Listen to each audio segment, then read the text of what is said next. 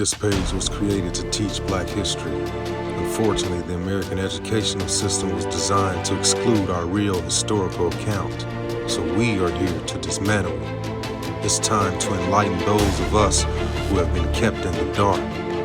I am a Black man who didn't know enough about my own history, so I began to dig deeper and do my own research. Black history is American history, so I want people of all races and cultures to join together to learn our history as one. Here, I will share all of my findings. Please like, follow, share, and subscribe to Teaching Black History. The story of Venture Smith. Brotteer Furrow was born in 1729 in West Africa. His father was Song Furrow, the Prince of Dunkura. His mother was the first of his 3 wives, and Brotteer was the first of her 3 children. She left his father's village after he married another wife without her permission. Although polygamy was not uncommon in that country, especially among the rich, as every man was allowed to keep as many wives as he could maintain. She took her 3 children with her, traveling 140 miles over 4 days. The group relied on foraging food. The young Brotteer was left in the care of a wealthy farmer. Brotteer was tasked with caring for the owner's flock of 40 sheep. He remained on the farm for about a year before his father sent to retrieve him. 6 weeks later, he learned that the country of the farmer he had just left had been invaded by a large foreign army. Song Furrow agreed to give aid in the form of providing a safe haven. Shortly after refugees arrived, an enemy messenger arrived and demanded the payment of a large sum of money. 300 fat cattle and a great number of goats, sheep, etc. The threat of invasion and war was enough for Song Furrow to agree to the terms. Despite paying the enemy what they had asked for, Song Furrow's village was attacked by a force of 6,000 men. Brotteer, his family, and the entire village fled. They were all soon captured. Song Furrow was interrogated because the invaders knew that he had money. He was tortured to death for refusing to reveal the location of his money. This event stuck with Brotteer for the rest of his life. Instead of being set free, Brotteer remained in bondage and continued his journey toward the coast and eventually arrived at the British slave trading cattle and dungeon of Ghana. Brotteer was purchased for 4 gallons of rum and a piece of calico and renamed Venture along with his master's last name Smith. He served his master and was praised highly for it.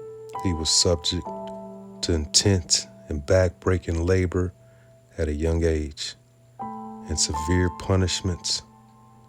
His master's son in particular tormented him and abused him, and one point attempted to beat him with a pitchfork and ultimately tied him up and whipped him for his defiance. At the age of 22, Smith married another slave named Margaret. In 1754, Smith and his wife had a daughter called Hannah.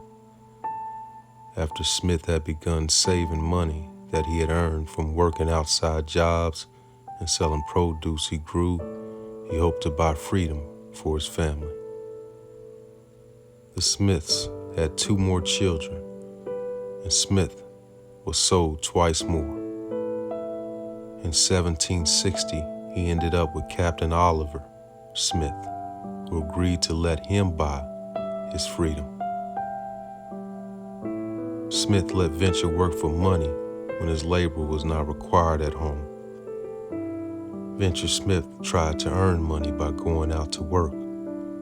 Finally, in the spring of 1765, Venture Smith purchased his freedom for 71 pounds and 2 shillings.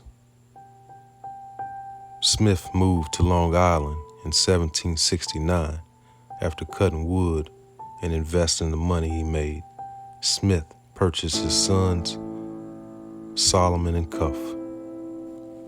He earned money to purchase his sons by cutting and cording wood, of which he said he did upwards of 400 cords and 75 bushels of grain over the course of 6 months.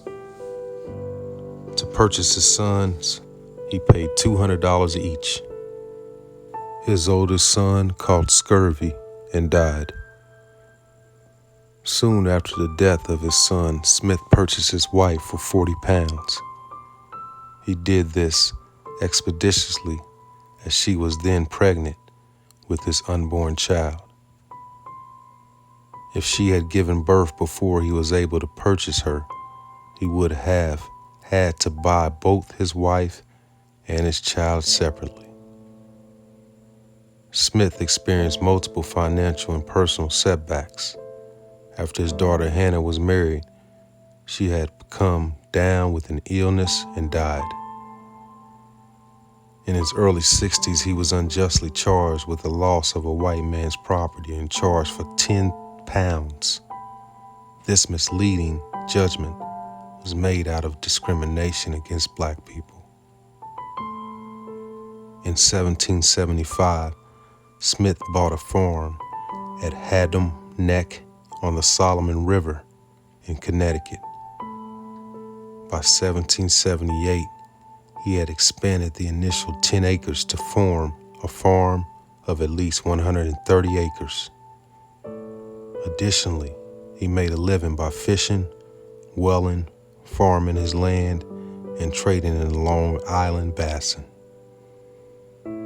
He lived the remainder of his life at Haddam Neck and died in 1805.